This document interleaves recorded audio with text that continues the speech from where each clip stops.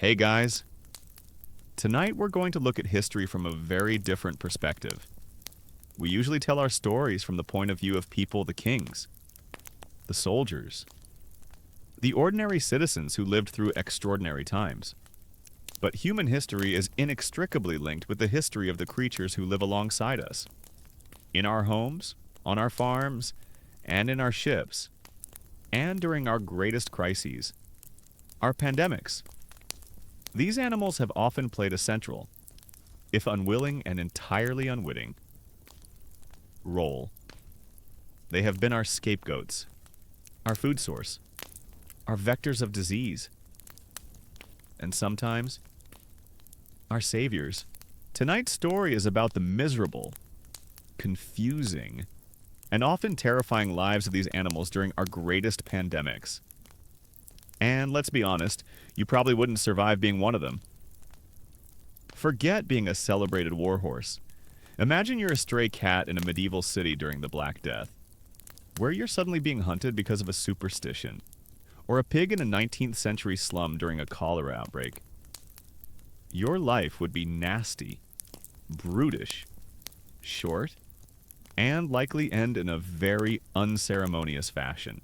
So, before you get comfortable, take a moment to like the video and subscribe, but only if you genuinely enjoy what I do here.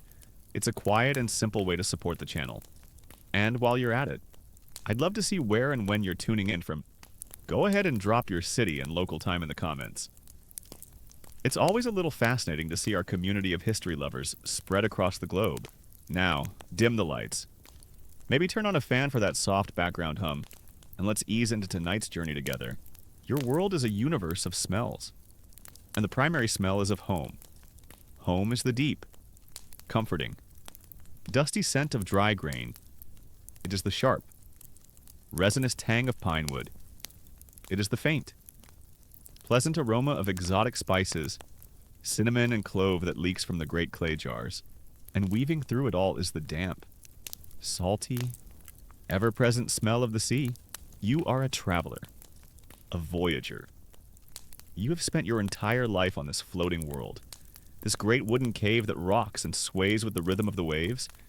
You are a rat, a black rat. Ratus ratus, to be precise. You are sleek, agile, and an excellent climber. Your ancestors boarded a ship just like this one, generations ago, and your colony has thrived in the darkness of its belly ever since. Your life is a simple and good one. Governed by a clear set of priorities: find food, avoid the cat, and make more rats. The hold of this ship, a Genoese merchant galley, is your kingdom. The giant sacks of wheat and barley are your fields of plenty. The darkness between the crates is your castle. The crew of giant, two-legged creatures, the big ones, are a constant but predictable feature of your landscape. They are loud, they are clumsy, and best of all, they are messy. They are always dropping crumbs, spilling grain, leaving behind a trail of edible refuse that makes your life easy and prosperous. They are terrible at food storage, and you are eternally grateful for their incompetence. Your only real enemy is the ginger cat, a creature the big ones call Marco. He is a skilled and patient hunter, and you have lost several of your brethren to his silent, sudden attacks. But you are smart. You know his smell, you know the sound of his soft paws on the wooden planks, and you know that the darkness is your friend. Life is a constant, thrilling game of hide-and-seek with the ginger demon, and you are very good at the hiding part. For many weeks now, your world has been still. The familiar, comforting rocking of the sea has stopped. Your ship is docked in a great port, the city of Kaffa, on the shores of the Black Sea. But something is wrong. The usual steady flow of new food into the hold has ceased. The big ones seem agitated, and the air is filled with new, loud, and frightening sounds from outside, a constant shouting. The scream of horses, and a strange, terrifying whump whump whump that shakes the very timbers of your ship. You do not understand that your city, the Genoese trading post of Kaffa, is under siege by the great Mongol army of the Golden Horde. You do not understand the politics, the trade disputes, the clash of empires. Your understanding is far more primal. The routine has been broken. The food supply is no longer certain. And there is a new smell in the air. A smell of fear. One day, a new and terrible sound joins the chorus. A high-pitched whistling shriek, followed by a tremendous crash as something immense and heavy lands on the docks nearby. Splintering the wood, it happens again. And again. You huddle in the darkness of the hold, your entire colony trembling as the world outside is shaken by these mysterious impacts. Then comes a direct hit. There is a great, splintering roar from above. The deck of your ship shudders violently. Dust and splinters of wood rain down into the hold. The big ones on the deck are shouting, screaming in a new kind of terror. And then comes the new smell. It is a smell you have never encountered before, but your ancient instincts recoil from it. It is the smell of sickness, of rot, of a death that is not clean or natural. You do not know it, but you are witness to one of the most famous and horrifying acts of biological warfare in human history. The Mongol army, its own ranks ravaged by an outbreak of the plague, has decided to share its misery. They have turned their great catapults, their trebuchets, into weapons of pestilence. They are launching the plague-ridden corpses of their own dead soldiers over the walls and into the city of Kaffa. One of those bodies has just landed on the deck of your ship. This moment will be the subject of academic debate for centuries. Was this the single decisive act that unleashed the Black Death upon Europe? Did the Genoese merchants who would eventually flee Kaffa carry the plague with them from this very source? Or was the sickness already smoldering in the city? In the other warehouses? On other ships? Making this act of biological warfare a dramatic, but not necessarily unique. Starting point for the European pandemic. You, the rat in the hold, do not care about these historical questions. You only know that something new and terrible has come into your world. A few days later, the great rocking motion of your world begins again. The ship is leaving Kaffa. The Genoese merchants are fleeing, abandoning the besieged and now plague-stricken city. Your ship, along with a dozen others, set sail out into the Black Sea, heading west, towards home, towards Europe. But you are not the same colony that arrived in Kaffa. The body on the deck was eventually thrown overboard, but it was there long enough. New passengers have come aboard. Passengers that you cannot see, but you can feel. You have a new kind of itch. Your fur is full of them. Fleas. There have always been fleas on the ship, but these are different. They are more numerous, more aggressive. They are the fleas that lived on the plague-ridden bodies of the Mongol soldiers. And they have found a new home in the warm. Dark fur of you and your brethren. And these fleas are carrying their own, even smaller. Passengers. In their guts. A bacterium called Yersinia pestis is multiplying, creating a blockage that makes the fleas perpetually, ravenously hungry. When one of these fleas, Xenosilla chiapes, bites you to feed, it cannot draw a full meal, and so it regurgitates the bacteria-laden blood from its gut back into your bloodstream. You are the vessel. The flea is the syringe. The bacteria is the poison. The journey west is a long one. Your colony at first thrives. The big ones, the human crew, are distracted. They, too, are beginning to sicken. You can smell the fever on them. Their movements are slow. Their tempers short. They are less diligent about securing the food stores. The ginger cat, Marco, seems to have vanished. It is a golden age for your colony. But then, your own people begin to sicken. You see one of your brothers become listless. His sleek black fur matted. He shivers, and you find him dead the next morning. A strange, hard swelling under his leg. Then another dies, and another. A strange plague is sweeping through your own rat population. But your colony is large and you breed quickly. You survive. You feel a new kind of passenger on your own body. The fleas are everywhere. You scratch, but there is no relief. The ship passes through the great straits of the Bosphorus, past the legendary city of Constantinople, and into the Mediterranean Sea. The water changes color. The air smells different. You continue west. The sickness among the big ones is a terrible thing now. You hear their groans, their delirious cries. You smell the stench of their sickness. The smell of death that you first encountered on the deck back in Kaffa. Fewer and fewer of them walk the decks each day. Their weakness is your strength. The hold is your undisputed kingdom now. Finally, after many weeks at sea. The ship's motion changes. The sounds from above are different. There is shouting, the rattle of chains. The ship has stopped. You can smell it. Land, and more than land. The smell of a new city. The smell of new food. New warehouses. New places to nest. The historical records will show that in October of 1347, a fleet of 12 Genoese ships arrived at the port of Messina. In Sicily, the ships were a horrifying sight. The crews were either all dead or dying from a mysterious illness that covered their bodies in black boils. The Sicilian authorities, in a panic, ordered the fleet of death ships to leave their harbor. But it was too late.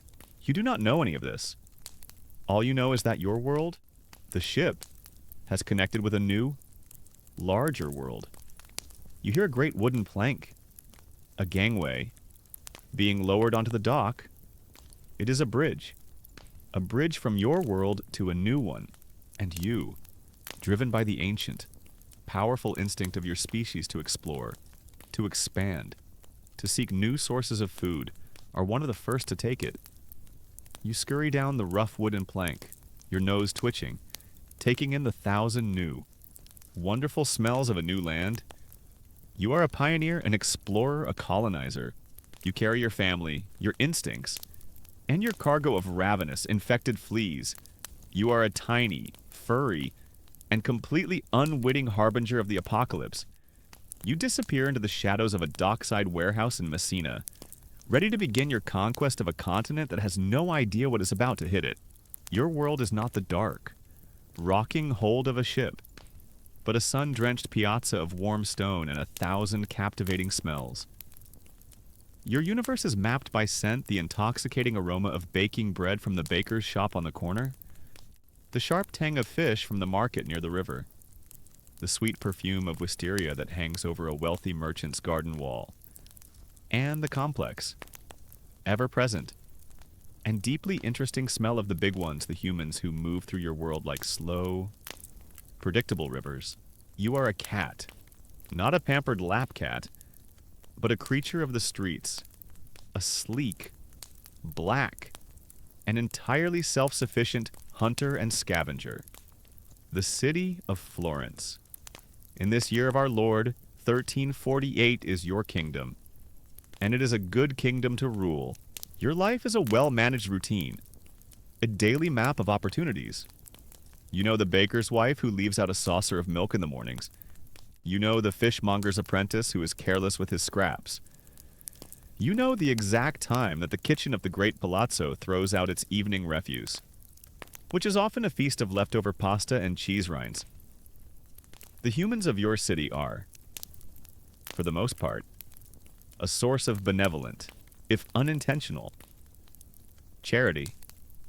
They see you, a handsome black cat, and they smile.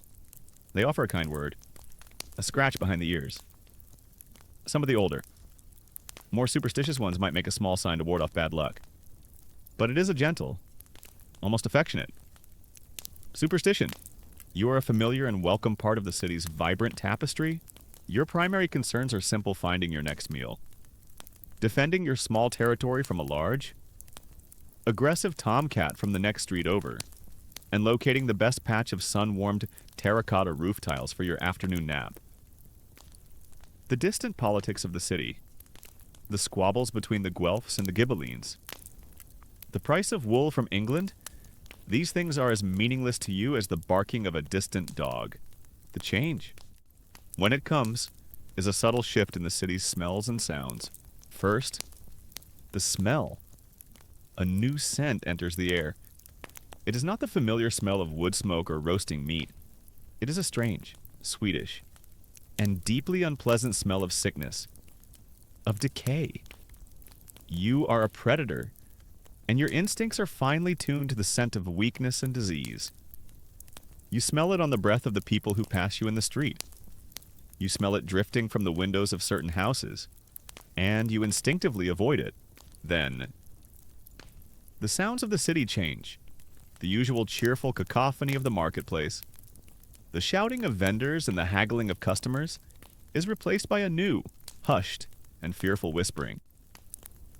The great, joyous bells of the Duomo and the other church towers, which once rang to mark the hours of prayer and celebration, now begin to toll with a new, slow, and mournful rhythm. A rhythm you have heard before, but never with this terrible, relentless frequency. It is the sound of the funeral bell, and it rings day and night. Your world of abundance begins to shrink. The baker's wife no longer leaves out the saucer of milk. Her door is now kept firmly shut. The fishmonger's stall in the market is empty, its proprietor having vanished. The kitchen of the great palazzo no longer throws out its lavish leftovers. Hunger, an abstract concept you have rarely had to worry about, becomes a sharp, persistent ache in your belly. You do not understand the cause of these changes. You do not know that the Black Death, the same pestilence you unknowingly sailed with from Kaffa in another life, has now, after sweeping through Sicily and the port of Genoa, made its way to the heart of Tuscany. You do not know that the city of Florence is in the grip of a devastating plague that is killing tens of thousands of its citizens.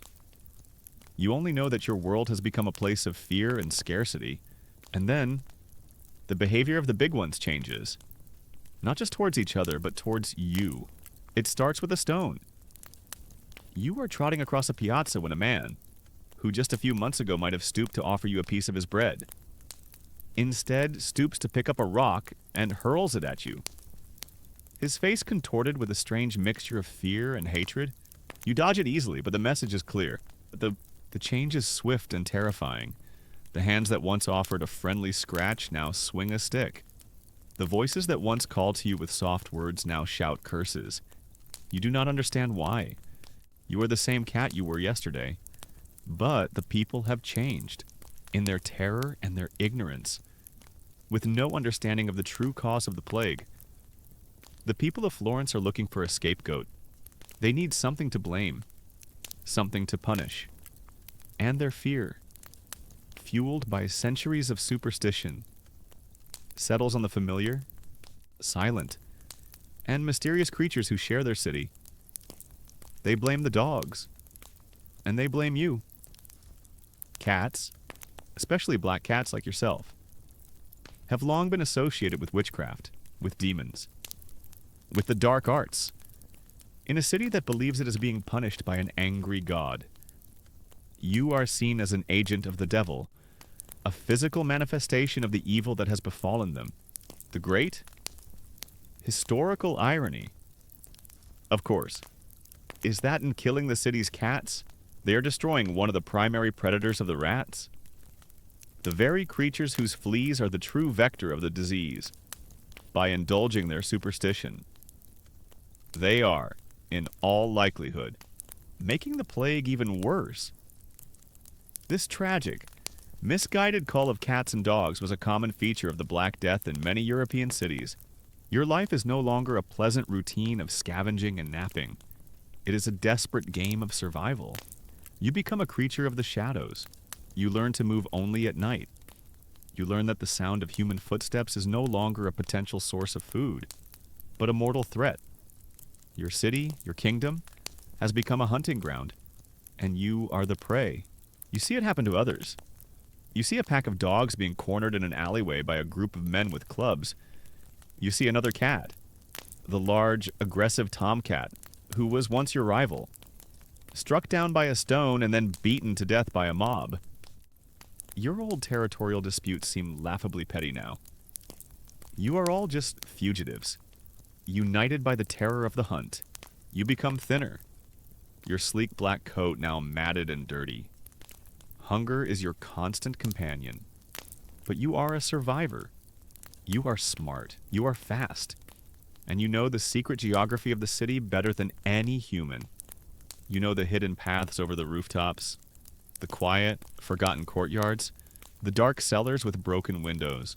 One night, driven by a desperate hunger, you slip into the open door of a house. The smell of sickness and death is overwhelming, but you can also smell a piece of cheese left on a table. The house is silent. You leap onto the table and are about to seize your prize when you see the inhabitants of the room. An entire family lies still and silent on their pallets. Their faces a pale, waxy yellow in the moonlight. They will not stop you.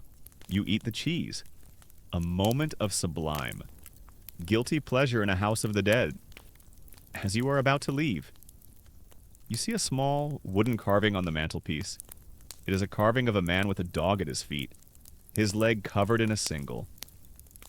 Prominent plague sore? It is Saint Roche, one of the new plague saints to whom the people of Florence now pray for protection. The irony is a thing you cannot comprehend.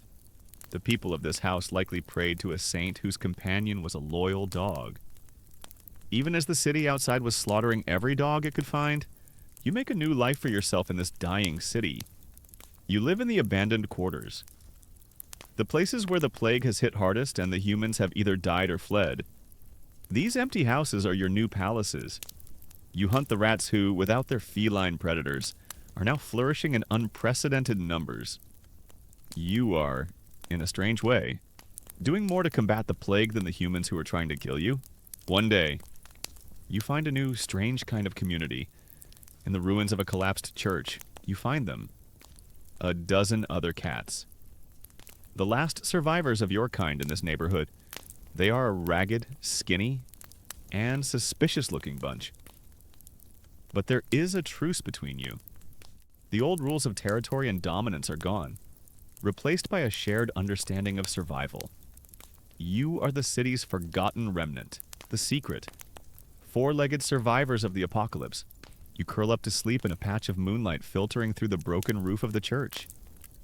Surrounded by the quiet, breathing warmth of your fellow outcasts. You have lost your kingdom. You have lost the benevolent gods who once fed you. You have been betrayed and hunted by the very creatures you once lived alongside. But you are alive. You are a cat, and you will endure. You listen to the distant, tolling bells of the city, a sound that no longer frightens you. It is just the sound of the human world, a world that has gone mad, a world that you no longer have any part of. Your new world is this ruin, this silence, this small, stubborn community of survivors. Your world is not a crowded city of stone, nor the dark hold of a ship. Your world is a world of sky.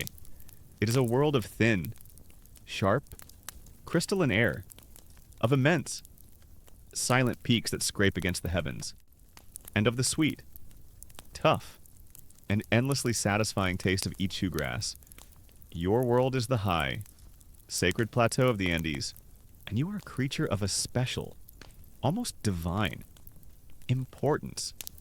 You are a llama, but not just any llama.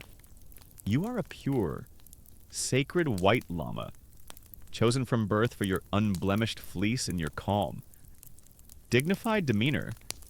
You are not a beast of burden, destined to carry loads along the great Inca roads. You are a living offering, a sacred vessel, destined for the highest honor your world can conceive, to be a sacrifice to the great sun god. Inti, your life is one of quiet, pampered, and revered dignity.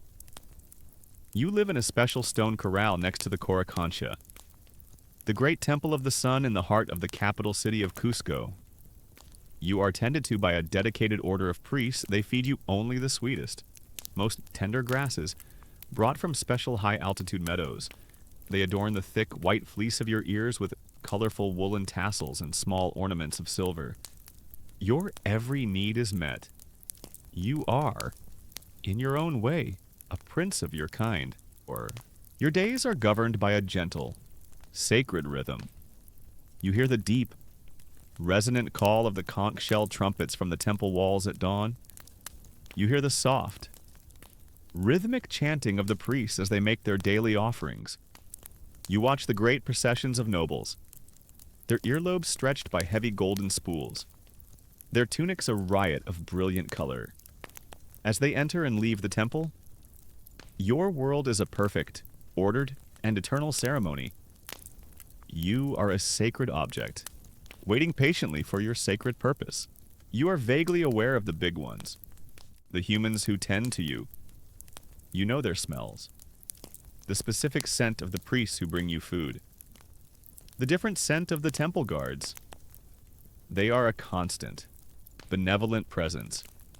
Their world is one of order and power, and you are a cherished part of that order. The first sign that something is wrong in the world of the big ones is a change in their smell. It begins in the summer of what they would call the year 1527. A new scent begins to cling to the priests who tend to you. It is a sour, feverish smell, a smell of sickness. You have smelled sickness before in your flock, but this is a human sickness, and it is one you do not recognize. It is sharp and unsettling. Then, the sounds of the temple change. The calm, confident chanting of the priests becomes more frequent, more desperate. You hear sounds of weeping from the city beyond your corral walls. The great bells of the temple, which once rang with such authority, now seem to have a note of anxiety in them. The number of sacrifices begins to increase. You watch as your fellow lamas, the other chosen ones from the sacred white herd, are led from the corral more and more often. They are taken to the high altar of the temple. You know what happens there. The priests will make their prayers, and then they will slit the animal's throat, offering its lifeblood to the sun god. Then they will remove the lungs, inflate them, and the high priest, the Willak Umu, will read the future in the patterns of the veins. But now, the priests who return from these sacrifices seem more anxious than before. The omens, it seems, are not good. The gods are not speaking clearly. Or perhaps they are not pleased. You, as one of the most perfect specimens, are being saved for a particularly important ceremony. But the ceremony keeps being postponed. The world of the humans is filled with a new and nervous energy, and the great rituals of the state are being disrupted. You do not understand that a great unseen enemy has entered your land. You do not know that a disease, which your people have no name for and no immunity to, is sweeping down from the north. You do not know that this smallpox, this gift from a world you cannot imagine, is devastating the northern provinces of your empire. You only know that the humans who are your gods are now afraid. The sickness arrives in Cusco. You see it for yourself. One of the priests who tends to you. A man whose familiar scent you have known your whole life. One day appears, his face flushed with fever. The next day, he is gone. Another priest takes his place. Then that priest, too, sickens and disappears.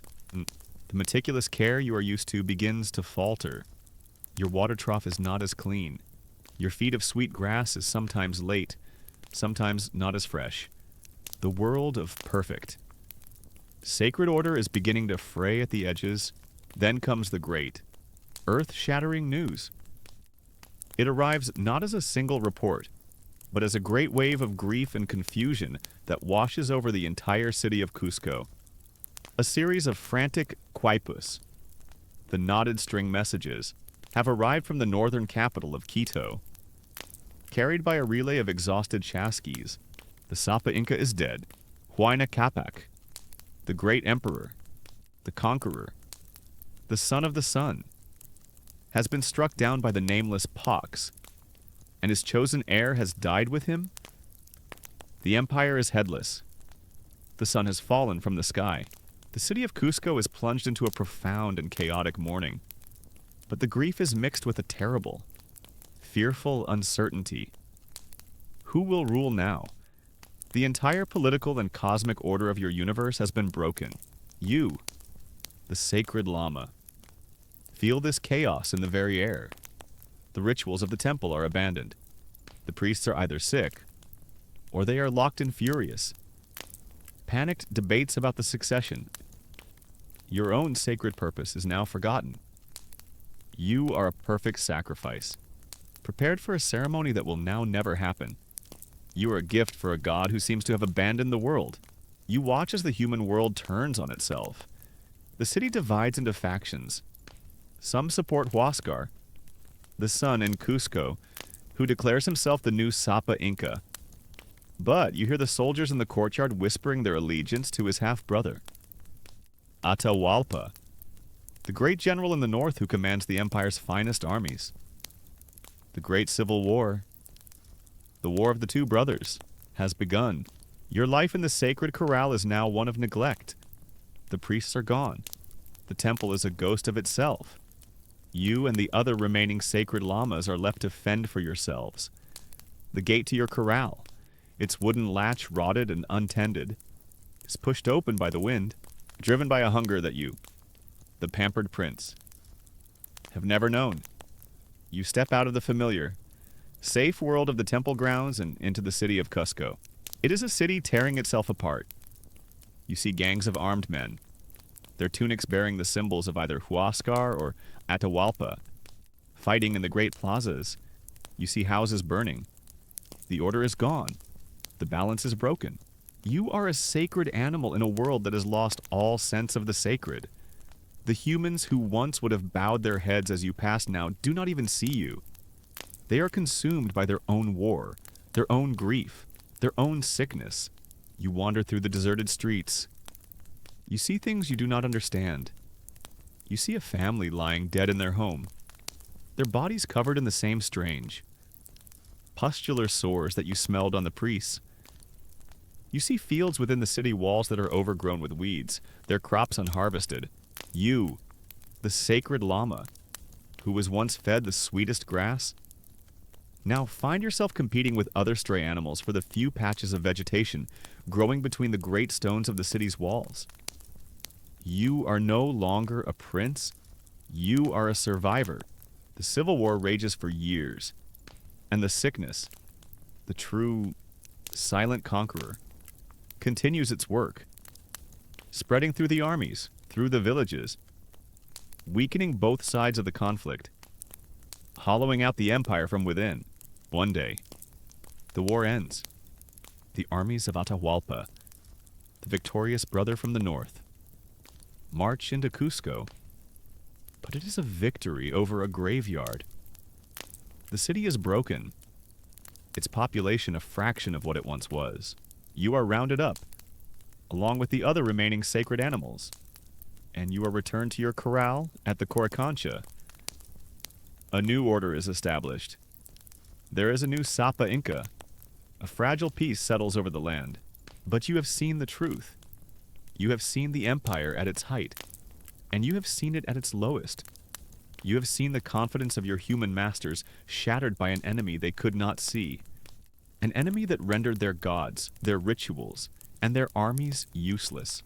You stand in your corral, chewing your cud, a quiet, four-legged observer of a great human tragedy.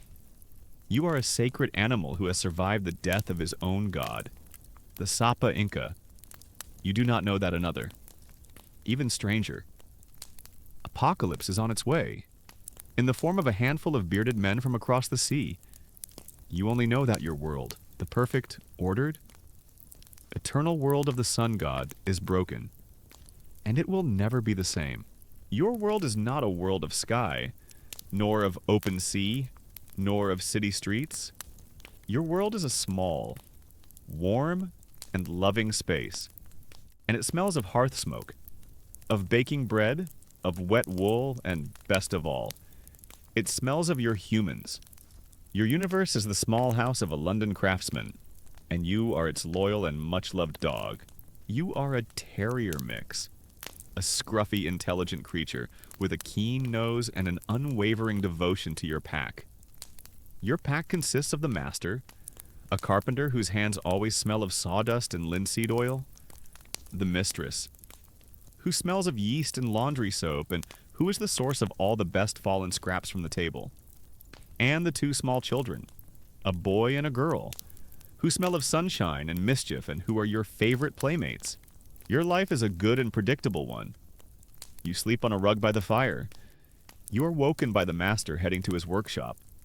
You spend your days following the mistress as she goes about her chores, hoping for a dropped piece of cheese, or playing in the small, muddy yard with the children. The highlight of your day is the evening walk, when the master takes you through the bustling, noisy, and endlessly fascinating streets of 17th century London. Your life is a simple, happy cycle of meals, naps, play, and the constant, reassuring presence of your beloved humans. The first sign that something is wrong in the world is that the walks stop. One evening, you bring the leash to your master, your tail wagging in anticipation, but he just shakes his head sadly and puts the leash away. The door to the street, once a portal to adventure, is now kept firmly shut. The humans begin to carry a new scent. It is a sharp, acrid smell that you do not like. It is the smell of fear. The atmosphere in your small house changes. The easy laughter of the children is hushed. The mistress is constantly cleaning, scrubbing the floors with a harsh-smelling vinegar. The master spends his time staring out the window, his face grim. They speak to each other in low, worried whispers. You do not understand the words, but you understand the tone. It is the tone of a pack that senses a predator nearby. Then the sickness comes to your house. It starts with the little girl. One day she is running in the yard with you, and the next she is lying in her small bed, her face flushed with fever, a strange, pained whimper in her throat. The mistress sits by her side day and night, placing cool, wet cloths on her forehead. You try to offer your own comfort, to lie by her bed and rest your head on her small hand, but you are shooed away. The humans have become fearful of touch. You hear a strange man's voice in the house. A doctor. He comes and goes, leaving behind the strange, medicinal smell of herbs and chemicals. But the little girl does not get better. She gets worse. And then comes the day of the hammering. You are sleeping by the fire when a loud, violent pounding on your front door makes you leap to your feet. A warning bark caught in your throat. It is not the knock of a visitor, it is an assault. The master opens the door to find the parish constable and another man with a bucket and a brush. You hear the master's voice, raised in a desperate, bleating argument, but it is no use. You watch, confused and frightened, as the man with the brush paints a large, angry, red cross on your front door. You watch as the constable, with a few heavy, final blows of his hammer, nails the door shut from the outside. Your home, your sanctuary, has become a prison. You and your human pack have been shut up. Your world now shrinks to the size of these few small, dark rooms. You do not understand why the door will not open, why the walks have stopped forever. You scratch at the door, you whine, but your master just pulls you away. His face a mask of despair, a new figure enters your life. The watchman. He is a constant presence on the other side of the door. You can hear his footsteps. You can smell his sour, beer-scented presence. He is your jailer. He is the guardian of your tomb. Sometimes he leaves a small basket of bread and water on the doorstep. The only thing that now connects you to the outside world, from inside your sealed house. You hear the sounds of the city dying, the constant, mournful tolling of the church bells, the rumble of the dead cart in the night, the distant, terrible cry of, "Bring out your dead," and you hear another sound, a sound of terror that chills your animal soul. The sound of the dog catchers. You hear the shouts of men and the terrified yelping of your fellow canines as the city, in its ignorant terror, begins to call the animals they wrongly believe are spreading the plague. You were spared this fate only because you were a pet, safe inside a house, and now that house has become your trap. The sickness moves through your pack. The little boy falls ill next. Then the mistress. The master is the last one on his feet, a gaunt, haunted figure, trying desperately to care for his dying family. You try to help in the only way you know how. You offer your silent, loyal companionship. You lie by their bedsides. You lick their feverish, unmoving hands. You are a helpless witness to their slow, agonizing decline. The food in the house runs out. The small ration of bread left by the watchman is not enough. You all grow thin. The familiar, comforting smells of cooking are replaced by the constant, cloying stench of sickness and death. You, too, are starving. You eat the crumbs that fall to the floor. You gnaw on old bones you had buried in the yard. Your sleek coat becomes dull and matted. You are a witness to the profound psychological toll of the quarantine. You see the hope drained from your master's eyes, replaced by a dull, vacant despair. To be trapped with the ones you love, to watch them die, and to know that you are next is a special kind of hell. Future historians will debate the mental strain of this policy, but you are living its brutal reality, one by one. Your human pack succumbs. The mistress dies. Then the little boy, the master, with his last ounce of strength, wraps their bodies in sheets and moves them to the coldest part of the house. He sits for days in a chair, staring into the cold hearth, until one morning, he too does not wake up, does. And now you are alone. Your entire world, your entire reason for being, is gone. You are the sole living creature in a silent house of the dead. You do not understand what has happened. You only know that your pack is gone. You nudge the master's cold hand with your nose. You whine. A low, mournful sound in the terrible quiet. You lie on the floor beside his chair, your head on your paws, and you wait. You wait for him to wake up. You wait for the door to open. You wait for the world to become right again. The 40 days of your quarantine are not yet over. The Red Cross is still on the door. The watchman still stands his lazy guard outside. But inside, there is only you, a loyal, heartbroken dog, trapped in a tomb with the family you loved. The hunger is a sharp, real pain in your belly, but the pain in your heart, the profound, uncomprehending grief of your loss, is infinitely worse. You lie in the darkness alone, and you wait. Your world is not a small, dark room, but a vast, open, and often violent expanse. It smells of horse sweat, of worn leather, of oiled steel, and of the familiar, comforting scent of your rider. Your life is a symphony of powerful sounds, the jingle of harness, the thunder of 1,000 hooves on hard earth, the sharp, clear call of a cavalry trumpet, and the terrifying, exhilarating roar of a charge. You are a cuirassier's mount, a proud warhorse in the service of the Emperor Napoleon and his Grande Armée. The year is 1812, and you are deep in the vast, empty heart of Russia. You are a creature of immense power and training. You are not a simple farm horse. You are a weapon. You have been trained to stand steady in the face of cannon fire, to not shy away from the glint of bayonets. You understand the bugle calls that signal a walk, a trot, a canter, and the final, glorious, headlong gallop of a charge. You carry a man on your back, a young French soldier named Jean-Pierre, who is himself encased in a shining steel breastplate and a plumed helmet.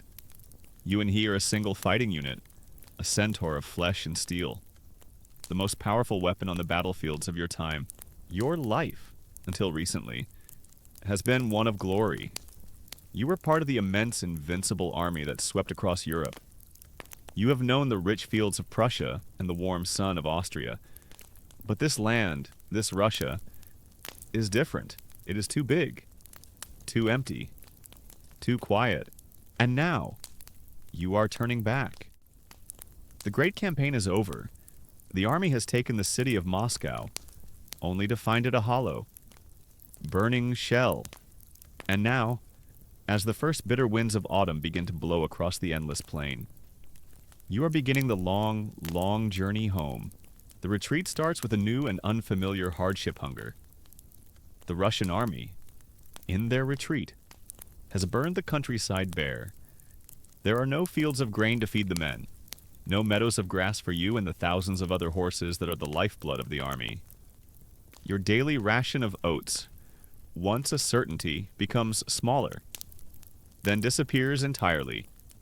You are fed handfuls of musty straw or stripped bark from trees, or the rotting thatch pulled from the roofs of the few miserable huts you pass. The hunger is a cold, hollow ache that saps your strength. Then comes the true enemy, not the Cossacks who harry your flanks, but the Russian winter. It arrives not as a gentle snow, but as a brutal, physical assault. The temperature plummets. A relentless, soul-destroying wind blows from the north. The ground freezes solid, and your hooves, which are not shod with the proper spikes for ice, slip and slide on the treacherous terrain. You see your fellow horses fall, their legs broken, and they are left behind where they lie. A feast for the wolves that now follow your army like a patient. Silent shadow. But there is a third enemy, an unseen one, that is more terrible than the cold or the hunger, and it begins its work on the humans. You do not understand the disease. You only perceive its effects on your rider, on your pack. Jean-Pierre, the young man whose strong hands and confident seat you know so well, begins to change. He becomes weak, his movements clumsy. He shivers uncontrollably in the saddle, even when wrapped in his thickest cloak. A strange, sour, feverish smell begins to cling to him. A smell that your animal instincts tell you is the smell of sickness, of impending death. This is typhus, the historical killer of armies. A disease spread not by a miasma or by bad water, but by the louse, in the crowded, filthy, and unwashed conditions of this disastrous retreat. The body louse thrives, and it carries in its gut the bacterium that causes typhus. The men, huddled together for warmth, their uniforms unchanged for weeks, are the perfect breeding ground for the parasite and the disease it carries. You watch as the proud Grande Armée dissolves. The men no longer march in their disciplined columns. They are a great, shambling, stumbling mob of the sick and the dying. Men fall from their saddles, too weak from fever to ride. They lie down in the snow at the side of the road and do not get up again. The army, which was defeated by no enemy on the battlefield, is being annihilated from within by an enemy so small it cannot be seen. The great debate for future historians will be to untangle the causes of this catastrophe. For a century, the world will believe that it was General Winter that defeated Napoleon. But later, more careful analysis will show that the winter was only a contributing factor. The true conquerors of the Grande Armée were logistical failure, starvation, and, above all, epidemic disease. The cold simply finished the job that typhus had already started. You, the horse, do not need to wait for the historians. You are living the truth. You see the men dying of fever long before they die of the frost. Your own life becomes a misery. Jean-Pierre is often too sick to care for you properly. Your coat is not groomed. Your saddle sores are left untended. But your bond, the unspoken trust between a horse and his rider, remains when he is too weak to stay in the saddle. You slow your pace. You stand steady for him. You are his last, best friend in this frozen hell. The army's horses, your brethren, are now facing a new and terrible threat as the food supplies run out completely. The starving soldiers turn their eyes on their own mounts. You see men kill their own beloved horses, their faces streaked with tears as they do it, and then fall upon the carcass, carving off strips of raw, frozen horse meat. You were once a proud war horse, bred for glorious charges. Now you and every other horse in this army are just an emergency food ration on 4 legs. The thought that your rider might one day look at you with that same hungry desperation is a new kind of fear. The climax of the retreat, the focal point of all the horror, is the crossing of the Berezina River. The Russian army is closing in. It is the last great obstacle between you and safety. The river is not completely frozen, but it is choked with great, grinding chunks of ice. Napoleon's brilliant engineers have managed to build 2 makeshift bridges, and the entire panicked remnant of the army is trying to force its way across. The scene at the riverbank is a vision of chaos. The crush of men, wagons, and horses is immense. The makeshift bridges groan and sway under the weight. Men are pushed from the bridges into the freezing black water. The Russians have brought up their cannons, and their artillery shells begin to fall among the panicked crowd on the riverbank. You are in the middle of it. With Jean-Pierre on your back, he is weak, barely able to stay upright. You are pushed forward by the sheer pressure of the mob. You get onto the bridge. It is slick with ice and blood.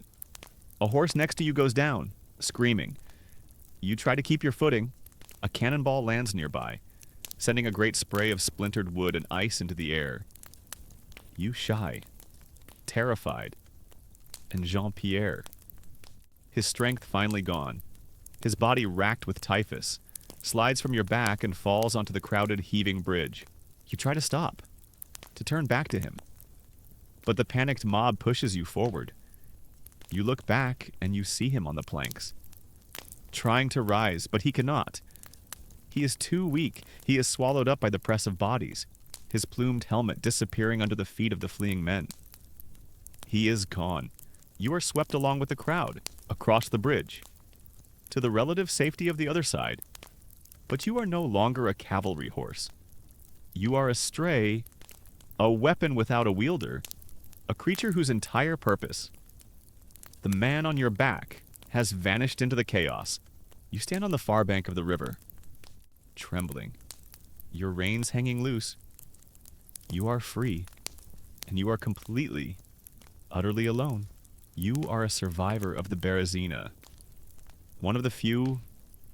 You wander away from the dying army, into the vast, white, silent expanse of the Russian forest. Your future is as empty and as bleak as the frozen landscape around you. You are a ghost of the Grande Armée, a forgotten instrument of a forgotten war, left to face the silence, the snow, and the wolves, alone. Your world is not a world of snow and ice, but of mud and brick. Your sky is not the vast, open expanse of the steppes, but a narrow, smoky slit between leaning tenement buildings that seem to be trying to hold each other up. Your universe is a symphony of smells, a rich, complex, and rewarding tapestry of human refuse. You are a pig, and you live in the glorious, stinking, and endlessly bountiful streets of mid-19th century London. You are not a farm animal, confined to a pen. You are a creature of the city, a semi-feral scavenger, a member of the great, unofficial sanitation department of the London slums. Your life is one of freedom and opportunity. The humans who live in these crowded, smoke-belching buildings are wonderfully, reliably messy.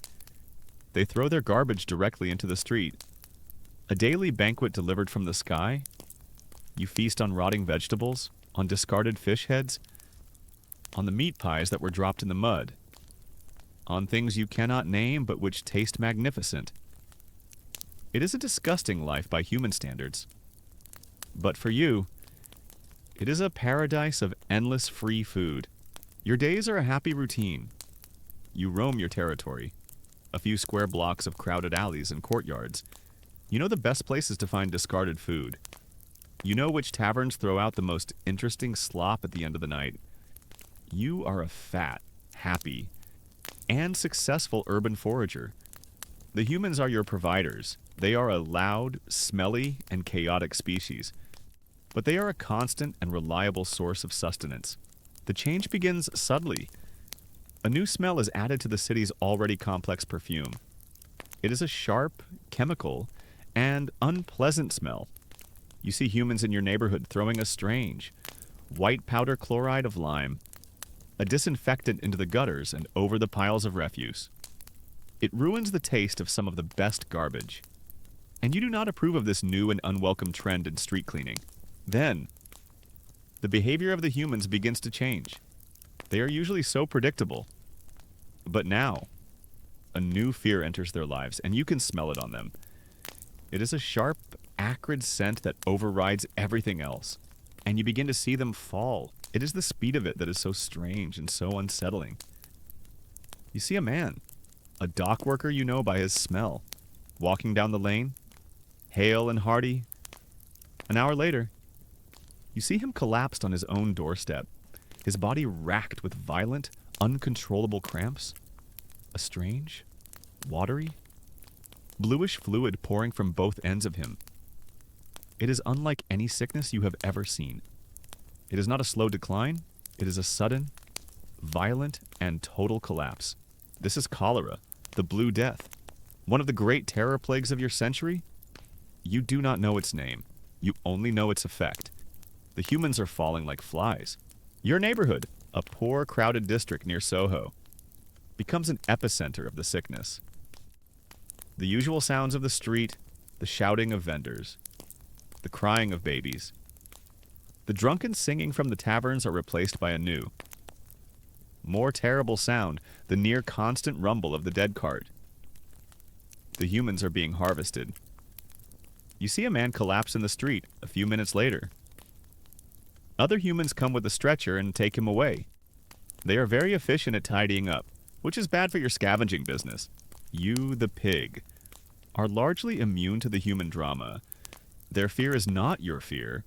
Their sickness is not your sickness. You are simply an observer of their strange and sudden decline. Your main concern is how their new habits are affecting the quality and quantity of the daily garbage. And then a new kind of human appears in your neighborhood. He is different from the others. He is a doctor, but not like the usual physicians who rush in and out of houses. This man is quiet, methodical. His name, though you do not know it, is Dr. John Snow, and he is not looking at the people. He is looking at the water.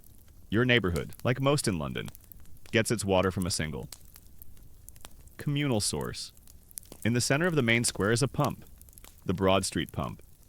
It is a handsome iron pump with a long handle. It is the social heart of the neighborhood. The women gather there to fill their buckets, to trade gossip. The children drink from it on hot days. Everyone drinks the water from this pump, and this strange new doctor is obsessed with it. You watch him. You follow him. Your snout twitching with curiosity. He walks every street, every alley of your territory. He goes from house to house. He is not offering cures, he is asking questions. Where do you get your water? Did the deceased drink the water from the pump on Broad Street? He carries a large map, and with a pencil, he makes a small black mark for every house where someone has died of the cholera. You watch him, your pig's mind unable to comprehend his purpose. Humans have very strange hobbies. As the days go on, his map becomes covered in black marks. And you, if you were able to understand the map, would see what he is seeing. The black marks are not scattered randomly throughout the neighborhood. They are clustered, thick and dense, around a single point. They are all centered on the Broad Street pump. The doctor is not a believer in the prevailing medical theory of your time. All the other learned men believe that the cholera is a miasma, a foul air that rises from the filth of the city. Their proposed solutions are to burn bonfires, to clean the streets, to hang sweet-smelling herbs. But this doctor, with his map, has a different, radical, and dangerous new theory. He believes the cholera is not in the air. He believes it is a tiny, living thing, a germ, and that it is being spread through the water. This is the great scientific debate of your age. The battle between the ancient theory of miasma and the new, revolutionary germ theory of disease, and you, the pig rooting through the garbage on Broad Street, are a first-hand witness to the pivotal battle of that war. The doctor takes his map to the parish authorities. He shows them the cluster of deaths. He argues, he pleads. He tells them they must do something. Not about the air, but about the pump. The authorities are skeptical. His theory sounds like madness, but the death toll is undeniable. They are desperate. They agree to his strange request. And so, one afternoon, you witness one of the most famous and important events in the history of public health.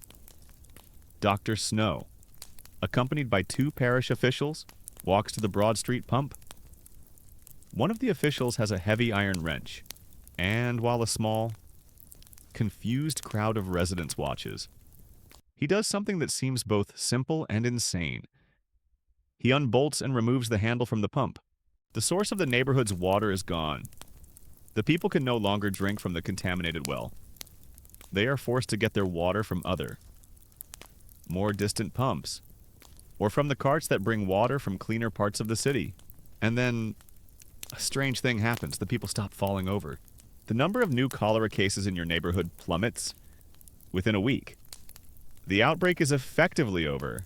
The strange doctor, with his map and his simple revolutionary idea, has saved countless lives. He has proven his theory. He has defeated the cholera. You do not understand any of this. Of course, your world is much simpler. You only know that for a while. The humans were all getting sick and falling down. Then a quiet man came and broke their favorite shiny watering stick. And then they stopped falling down. The logic is strange, but the result is clear. The aftermath of the cholera outbreak is a quieter, emptier neighborhood. Many of your human providers are gone forever. There is less garbage in the streets. The pickings are slimmer now. You stand in the middle of Broad Street. The pump stands silent and broken. Its handle gone. The humans are safe. For now, you are hungry. You see a discarded apple core in the gutter. It is not much, but it is something. You trot over, you eat your prize, and you continue your simple scavenging life. A dumb, four-legged witness to a great turning point in the long, miserable, and endlessly fascinating story of humans and their diseases. Your world is not a world of snow, nor of mud, nor of the sea. Your world is a small, pleasant, and entirely predictable kingdom of green grass, strong iron bars, and the endlessly fascinating smell of thousands of humans. You live in the Jardin d'Acclimatation in Paris, in the year 1870, and you are a king. You are Castor. An elephant, you and your brother, Pollux, are the undisputed royalty of this garden of wonders. Your days are a gentle, unchanging rhythm of pleasure and mild amusement. You wake in your large, warm, straw-filled enclosure. You are brought your breakfast great. Fragrant piles of hay, baskets of sweet carrots, and special, hard loaves of bread baked just for you. The days are filled with the cheerful, chattering sounds of your subjects, the humans, especially the small ones. The children adore you. They flock to your enclosure, their faces filled with wonder. Your greatest duty and your greatest pleasure is to give them rides.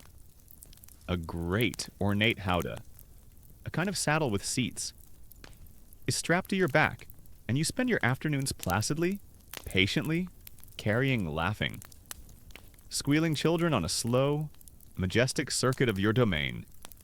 You are a living monument, a symbol of the power and reach of the French Empire, which can bring magnificent creatures like you from the far corners of the world to delight the citizens of its great capital. You are beloved. You are safe.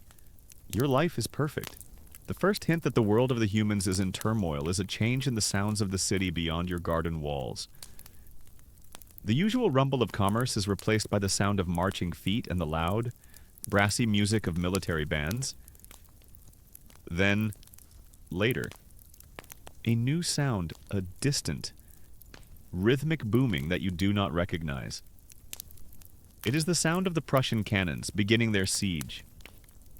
But you do not know this. It is just a strange, unsettling noise on the horizon. The most significant change in your own life is the silence. The crowds disappear. The daily throngs of happy families, of laughing children. They simply stop coming. The garden becomes a quiet, lonely, and slightly melancholy place. Your keepers still come to feed you, but they are different now. Their faces are thin and worried, and they carry the sharp, unpleasant scent of fear. Then, your food begins to change. The sweet hay is replaced by a coarser, less pleasant straw. The baskets of carrots and the special bread become smaller. Then they disappear entirely. You begin to feel a new and unfamiliar sensation. It is a dull, hollow ache in your great belly. It is hunger. You, the king who has never known want, are now hungry. You do not understand that the city around you is starving. You do not know that Paris is a great, sealed trap, and that its people are slowly being starved into submission. You only know that your own perfect world is beginning to crumble. You watch as your keepers, the men you have known and trusted for years, grow thinner. Their own hunger is a scent you can now easily recognize. And you see the way they look at you? Their eyes, which once held affection and respect, now hold a new, strange, and deeply unsettling expression. It is a mixture of pity, of sorrow, and of a kind of cold. Practical calculation that you have never seen before. They are looking at you not as a king, but as a resource. The other animals in the garden begin to disappear. The enclosure that held the graceful, spotted deer is now empty. The fat, lazy bear is gone. Your neighbor, a bad-tempered and perpetually spitting camel, is led away one day by strange men who are not his keepers. He does not return. The humans are eating the zoo. This is the great, surreal, and tragic fact of the siege of Paris. As the famine deepened, the city turned its desperate eyes on its last available source of fresh meat. The decision was made to slaughter the animals of the Jardin d'Acclimatation. It was an act that would be remembered as a symbol of the city's ultimate desperation. A moment when a great civilization, in order to survive, began to devour its own wonders. You do not know that there is an auction, that the city's butchers are bidding on your fellow creatures as if they were common livestock. You do not know that there is a great debate among the humans about this act. Was it a pragmatic, if heartbreaking, necessity? Or was it a sign of a final moral collapse? A culture consuming itself? You only know that your world is becoming emptier, and that your keepers are looking at you with those strange, sad, calculating eyes. The humans used to give you peanuts as a treat. Now, you suspect, they look at you and see a giant. Walking peanut, the day comes. It is a cold, gray morning in late December. Your keepers arrive at your enclosure, but they are not alone. They are accompanied by two other men you have never seen before. They are large men with thick arms and hard faces. They carry heavy ropes and a long, sharp-looking axe, so they smell of blood. They are butchers. Your keepers give you your breakfast. But this morning, it is a special meal. A great pile of the sweetest hay. A whole basket of apples. It is a feast, a reminder of the good days. It is an apology, a final act of love. You eat. And as you do, the men open the gate to your enclosure. This is unusual. They slip heavy. Thick ropes around your neck. You are used to being led, but this feels different. The hands on the ropes are not the gentle, familiar hands of your keepers. They are rough, impatient, and strong. They lead you out of your enclosure. Across the deserted grounds of the Jardin, you see your brother, Pollux, also being led by a similar group of men. He looks as confused and as uneasy as you feel. You are led to a stone courtyard behind one of the main buildings, and you see the tools of the butchers laid out on the ground. You smell the old, dried blood that stains the stones of the yard. And you, an intelligent and sensitive creature, Finally, understand, you're not being taken for a walk. You are not being moved to a new enclosure.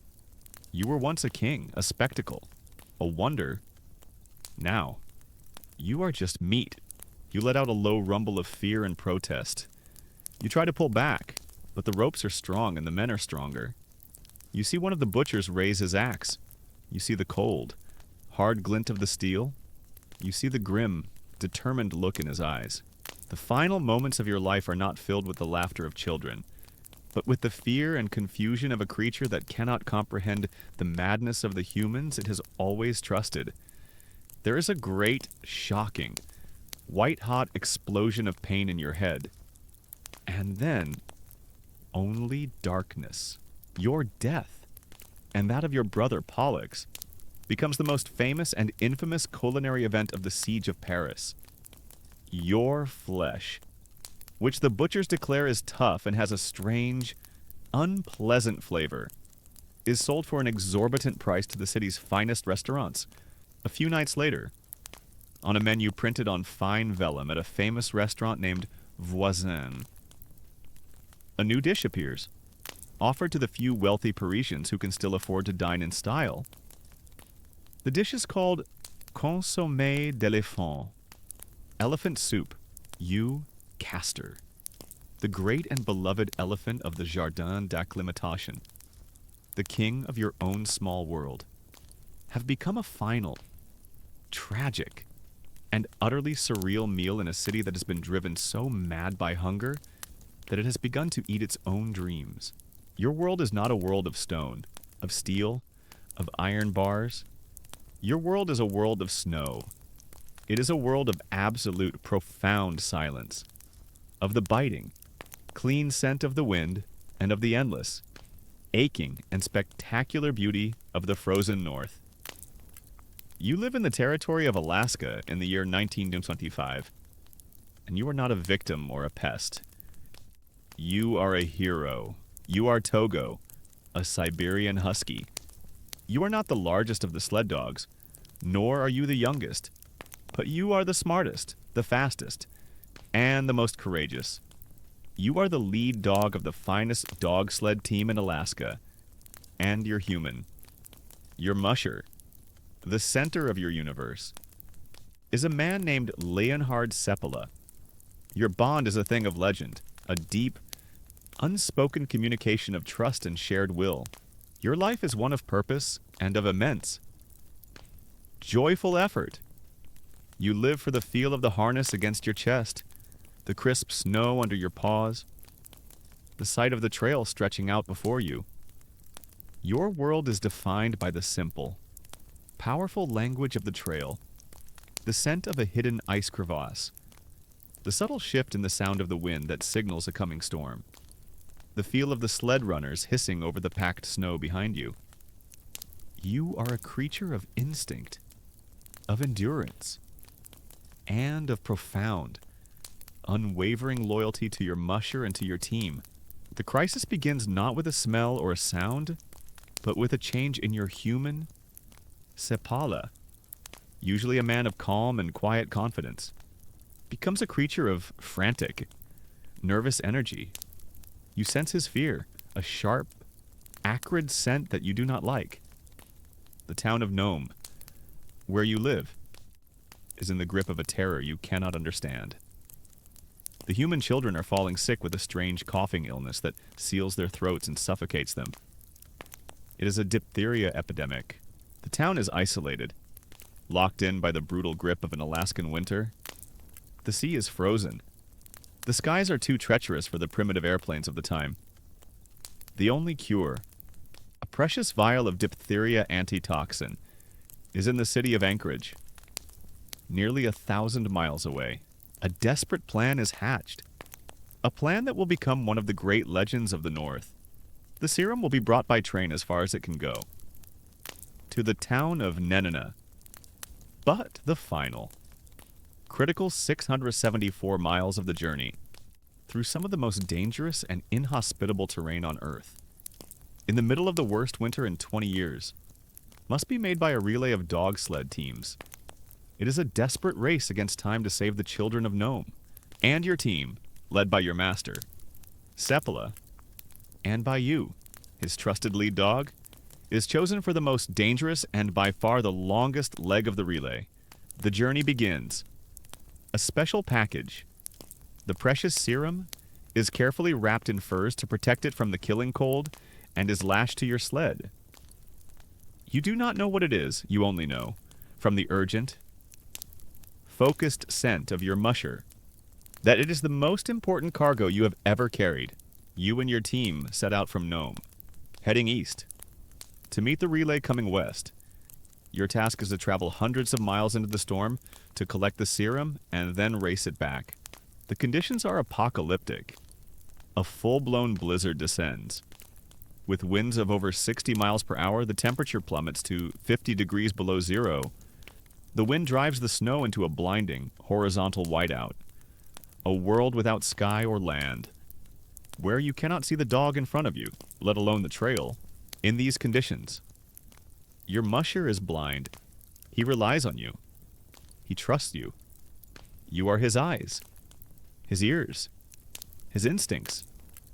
You put your nose to the snow, and you can smell the faint, buried trace of the trail. You feel the subtle shifts in the wind, the texture of the snow under your paws, and you guide your team through the white, roaring chaos. It is hard to find good help these days, and as the lead dog, you know that the other dogs are strong pullers, but you are the one who has to do all the thinking. The greatest challenge of your journey is the Norton Sound. To save a full day of travel, Sepala makes a daring, almost suicidal, decision to take a shortcut across the frozen sea ice of the Sound. It is a treacherous, unstable landscape of shifting, cracking ice, of open leads of black, freezing water. You lead your team out onto the great, groaning expanse of the frozen sea. The wind is a physical force here, trying to tear you from your feet. The ice cracks and groans beneath your paws. At one point, a great crack opens up just ahead of you. You dig in your claws, stopping the entire team just inches from the edge of the dark. Swirling water. You must find another way, a safe path across this moving, breaking puzzle of ice. Your musher shouts commands, but his voice is lost in the roar of the wind. You must rely on your own intelligence, your own instincts. You can smell the unsafe ice. You can feel its vibrations. You guide the team on a long, looping, terrifying detour, and you bring them safely to the other side. After days of this relentless struggle, you finally meet the relay team coming from the east and receive the precious cargo of serum. And now, you must turn back and retrace your steps. Back across the treacherous Norton Sound. Back into the heart of the blizzard. The journey back is a blur of exhaustion and pain. Your paws are raw and bleeding from the ice. Your muscles are screaming with the effort. But you do not stop. You are driven by your musher's quiet, desperate urgency, and by your own deep, innate sense of purpose. Finally, after running for more than 260 miles through the worst of the storm, you and your exhausted, frostbitten team arrive at the next relay point. You are on the verge of collapse. You have completed the most dangerous and longest leg of the Great Race of Mercy. A fresh team, led by a musher named Gunnar Kaysen and a lead dog named Balto, is waiting. The precious serum is transferred to their sled. You watch as they disappear into the storm, on their way to complete the final, relatively safe, 50-mile run into Nome. Your job is done.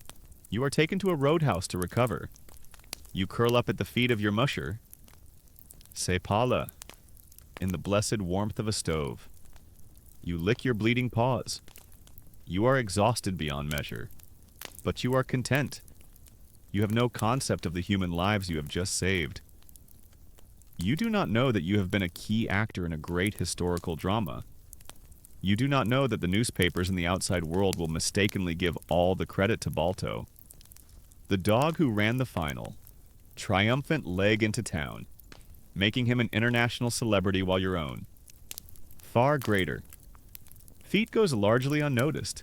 This will become a source of historical debate for decades. Who was the true hero of the serum run? But you do not care about such things. You only know that you have run hard, that you have faced the storm and the ice, and that you have brought your pack, your musher, and your teammates safely through the ordeal. You have done your duty. It is the simple, profound, and unwavering loyalty of a sled dog, and in this one, brief and glorious moment in history. That simple animal loyalty was the most powerful medicine in the world. Your world is not a world of ice and snow, but of dust and feathers.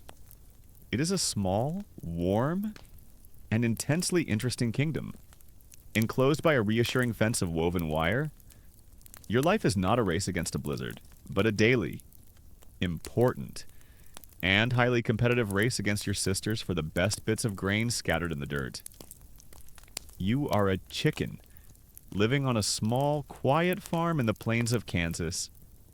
In the autumn of the year 1918, your life is a simple and deeply satisfying one. Your senses are your guide. Your world is defined by the glorious warmth of the sun on your back as you take a dust bath. The delightful, wriggling texture of a fat earthworm. The sharp, satisfying crack of your beak against a fallen seed. Your society, the flock, is governed by a clear and rigid set of rules known as the pecking order, which you understand perfectly. You know your place. You know who you can peck, and who you must give way to, but the true gods of your world are the two giant, two-legged creatures who live in the grate. White wooden coop at the center of the farm, the farmer and the farmer's wife. They are immense, unpredictable, and powerful, but they are also the source of all good things. They are the ones who, at sunrise, open the door of your own small coop and release you into the grand buffet of the farmyard. They are the ones who provide the daily miracle of the grain, a delicious golden rain that falls from a bucket in the farmer's wife's hand. Your entire existence is a state of dependent, and for the most part, blissful, servitude. The first sign that something is wrong in the universe is a break in the sacred routine. One morning, the sun is already high in the sky, and the door to your coop has not been opened. The flock is restless. A low murmur of confused and anxious clucking filling the small, stuffy space. The morning grain, which has arrived at the exact same time every day of your life, has not come.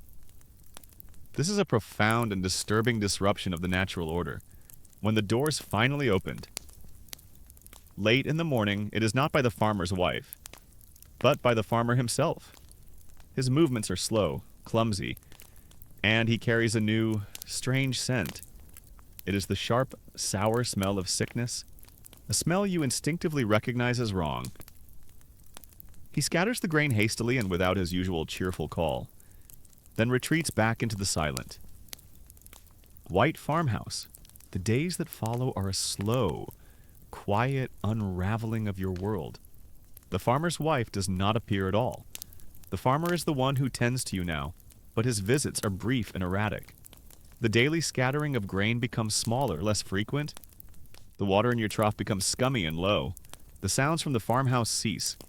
The usual comforting noises, the clatter of pots and pans, the sound of human voices talking and laughing, the distant music from their phonograph are all gone. The house stands silent under the autumn sun, a great, white, and now ominous box. You do not understand, of course, that a great and terrible plague is sweeping the globe. You do not know that this Spanish flu, a misnomer for a disease that many future historians will argue actually originated right here, in rural Kansas, is a uniquely virulent and deadly form of influenza. You do not know that its greatest cruelty is its preference for the young and the healthy, for people in the prime of their lives, for people exactly like your farmer and his wife. This is a common historical fact of the 1918 pandemic, its terrifying W-shaped mortality curve, which killed not just the very young and the very old, but also huge numbers of adults between the ages of 20 and 40. All you know is that your gods have grown quiet, and they have grown neglectful. Hunger. A sensation you have only known in the brief. Anticipatory moments before the morning grain. Now becomes a constant companion. The flock. No longer united by a shared. Reliable abundance becomes more competitive. More vicious. The pecking order is enforced with a new and brutal seriousness. You spend all your waking hours scratching at the hard, dry earth, searching for a stray seed, a dormant insect. One afternoon, you see a strange vehicle approach the farmhouse. It is not the farmer's familiar, noisy, black Model T which now sits silent in the barn. It is a horse and buggy, and the man who gets out is carrying a black bag. It is the doctor from the nearby town. He goes into the silent farmhouse. He does not stay long when he comes out. His face is grim. He gets back into his buggy and leaves. He does not look at you, or at any of the other farm animals. The other animals are suffering. 2. The single milk cow in the pasture lows constantly, her udder painfully full. For there is no one to milk her. The pigs in their pen have become quiet, their usual boisterous snuffling replaced by a weak lethargy. The farm, which was once a symphony of life, is now a quiet chorus of neglect. You catch a glimpse of one of your humans. The front door of the farmhouse opens, and the farmer stumbles out onto the porch. His face, which you can see from a distance, is a strange, shocking, bluish-purple color. He is racked by a fit of coughing so violent it brings him to his knees. This is the heliotrope cyanosis, an obscure but terrifying symptom of the worst form of the 1918 flu. A sign that the patient's lungs are so damaged they can no longer oxygenate the blood. You, the chicken, do not know this. You only see that your god has changed color, and that he is making a terrible, frightening sound. He stumbles back inside and the door closes. A few days later, another car arrives. It is a neighbor from a farm down the road. He does not get out of his car. He walks to the porch, leaves a basket of what smells like fresh bread and a jar of broth, knocks on the door, and then retreats quickly, his own face covered with a cloth mask. No one comes to the door to collect the basket. It sits on the porch, a silent testament to the fear that has now isolated every home in the county. The world outside your wire fence is a mystery, but inside, the world is breaking down. A fox, emboldened by the new silence and the absence of the farmer's shotgun, begins to stalk the edge of your enclosure, its eyes glittering with a new confidence. The social contract between the humans and their domestic animals has been broken, and the wild world is beginning to press in at the edges. Your flock is smaller now. Some of the weaker chickens have been taken by the fox. Others have simply grown too weak from hunger and have died. You are a survivor, tougher and more resourceful than the others. One morning, after a long, cold night, you notice that the door to your coop, which the farmer had managed to close the night before, is still shut. The sun is high. The silence from the farmhouse is absolute. You and the remaining members of your flock are trapped in the darkness of the coop. A rising panic of confused clucking filling the small space. Finally, in the afternoon, the door is opened. It is not the farmer. It is the neighbor, the one who left the basket on the porch. His face is somber. He does not bring grain. He simply opens the coop door and then walks away, leaving the main gate to your enclosure open as well. It is a final, quiet act of mercy, or perhaps of abandonment. You and the other chickens hesitantly step out of the coop, into the silent, waiting farmyard. The farmhouse is a great, white tomb. The gods who once ruled your world are gone. You do not know if they are dead or if they have simply vanished. You only know that the source of the grain is gone. The protection of the fence is gone. The old world is over. You stand there, in the middle of the dusty yard, a creature of absolute and ingrained routine. In a world where the routine has been shattered, the other chickens are confused, staying close to the familiar safety of the coop. But you feel a different instinct, a new, wilder, and more ancient one. You are hungry, and the food is not here. It is out there, in the fields, in the woods. You walk to the open gate of your enclosure. You pause for a moment, looking back at the familiar, safe world of the farmyard, and then you step through it, out into the wider world. A few of the other surviving chickens, seeing your bold move, follow you. You are no longer a domestic animal. You are the leader of a small, ragged flock of survivors. You are a chicken, a creature of profound and simple instincts, and your instincts are telling you to leave this place of silence and death behind. You lower your head, and you begin to scratch for seeds in the great, wide and dangerous world. The silent white farmhouse a strange, inexplicable monument to the mystery of your own sudden, terrifying freedom.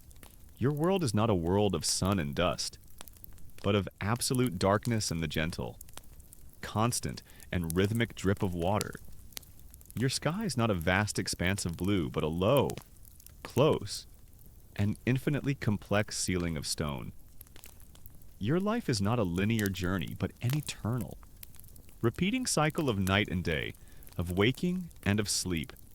You live in a great limestone cave in the dense, warm forests of Southeast Asia. The year is now, and you are a bat. You are a horseshoe bat. A small, delicate creature with intricate folds of skin around your nose that help you to navigate your world. Your world is not a world of sight. It is a world of sound, as you hang upside down from the roof of your cave.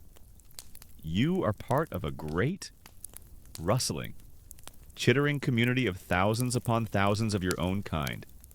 The air is thick with your scent, the sharp, musky smell of your colony, and the rich, earthy, ammonia-tinged smell of the guano that carpets the cave floor far below you.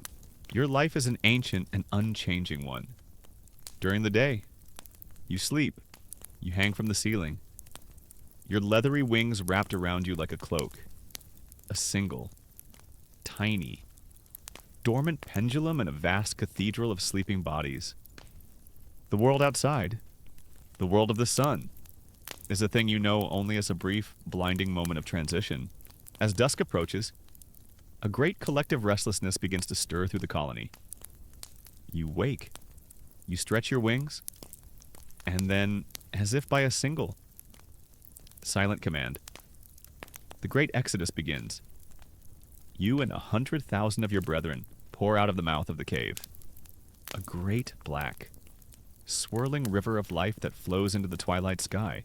You navigate this new world of the night not with your eyes, but with your voice. You emit a series of high-pitched clicks. Sounds too high for the clumsy ears of the big ones to hear. And you listen to the echoes.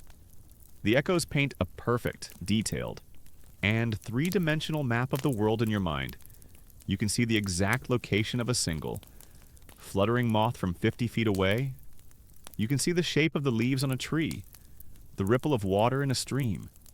Your world is a symphony of echoes, a landscape built of sound. Your concerns are simple and primal. You hunt for the fat.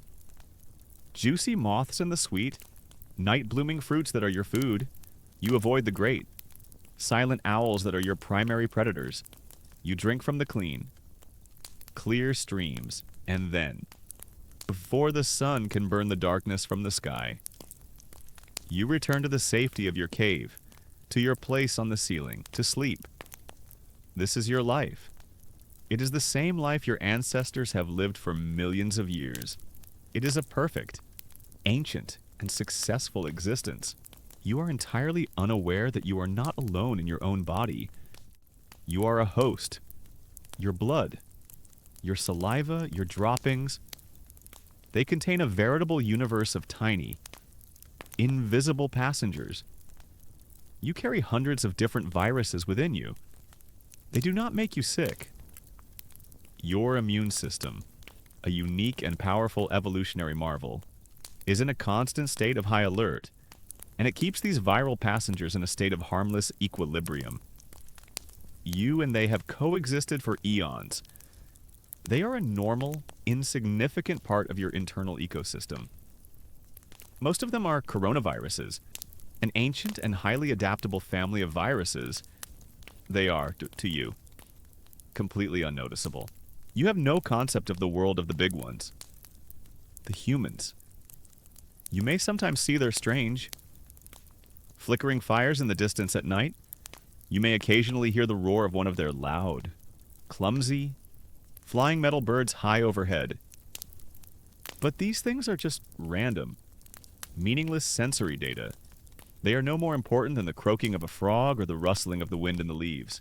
The human world, with its cities, its farms, its great, sprawling pandemics, is a thing that is utterly alien to your experience. You do not know that your distant cousin, the rat, once carried a bacterium that devastated their entire continent. You do not know that they once hunted another of your distant cousins, the cat, out of a misguided fear. You do not know that they have worshipped and eaten and been carried to safety by 1,000 other species of animal. Their long, miserable, and intertwined history with disease is a story that has been written in a language you could never comprehend. One night, you fly near a human settlement, a small village at the edge of the forest. The strange, artificial lights of their dwellings are a curiosity. You are drawn to a fruit tree in one of their gardens, its blossoms open and fragrant in the night air. You land on a branch. You drink the sweet nectar, a single drop of your saliva, teeming with your invisible, harmless passengers, falls onto a piece of fruit below. You finish your meal and you fly away, back to the safety of your cave. You think nothing of it. It is a completely insignificant moment in your life. But perhaps, the next morning, a human child picks that piece of fruit. Perhaps the virus, in that single drop of saliva, manages to survive. Perhaps when it enters this new, unprepared, and immunologically naive human host, it finds a world that is not in balance. It finds a world where it can replicate, and mutate, and spread, with an explosive, catastrophic force. This is the great academic debate of their time, the search for patient zero, the desperate attempt to map the exact moment and the exact mechanism of the zoonotic leap. The moment when a virus passes from its natural animal reservoir into the human population. They will search for an intermediate host, another animal that may have been involved. They will argue for decades about whether the spillover happened in a wild animal market, or from a farmer's herd, or from a single chance encounter just like this one. You, the bat, know nothing of this. You are not a villain. You are not a monster. You are not the source of a plague. You are simply a bat, living your ancient, perfect, bat-like life.